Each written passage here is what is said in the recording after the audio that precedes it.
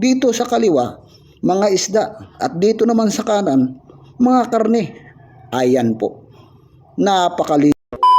Magandang araw po sa inyong lahat. Maraming salamat sa mga sumusuporta dito sa Happening Now.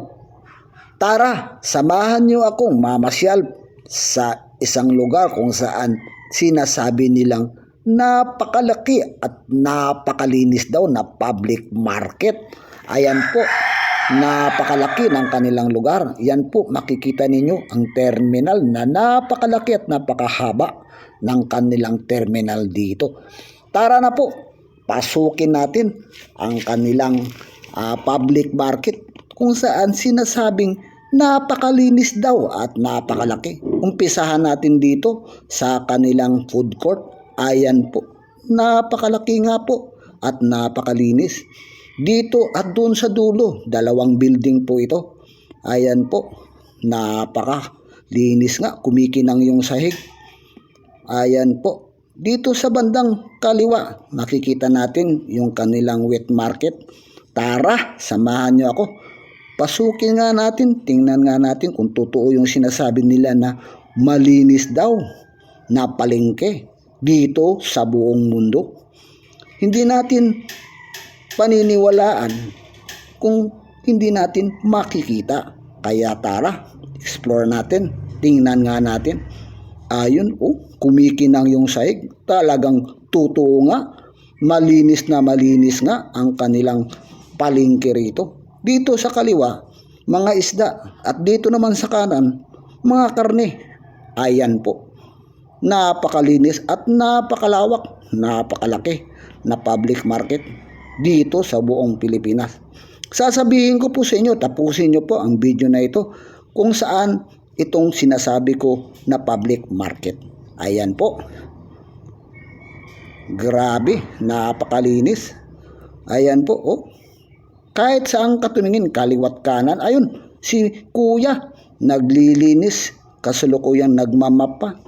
Tuloy-tuloy po ang kanilang paglilinis dito, kaya wala kang makikitang kalat, dumi, o tubig, o basang sahig. Ayan po.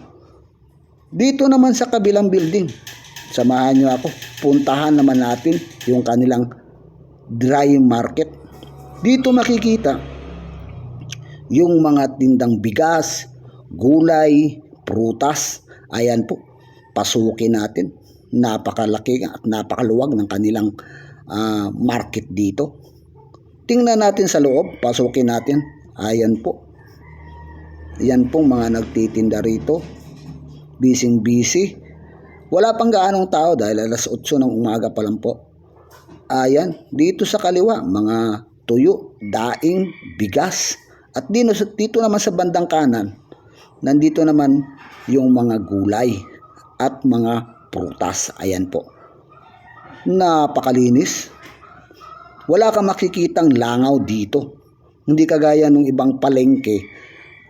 Talagang maputik, basa ang sahig, mabaho, maraming langaw. Dito wala kang makikitang ganun. Talagang napakalinis. Ayan po yung kanilang mga prutas, sari-saring prutas. Ayan po, makikita ninyo. Maraming kang pagpipilian. Different kinds of fruits. Ika nga sa English. Ayan po.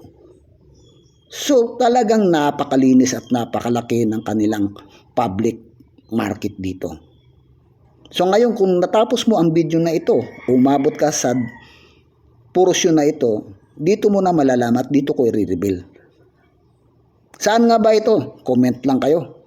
Dito po yan sa Bukidnon, Maramag Public Market. Salamat po sa inyong panonood. Thank you sa inyong suporta. God bless po.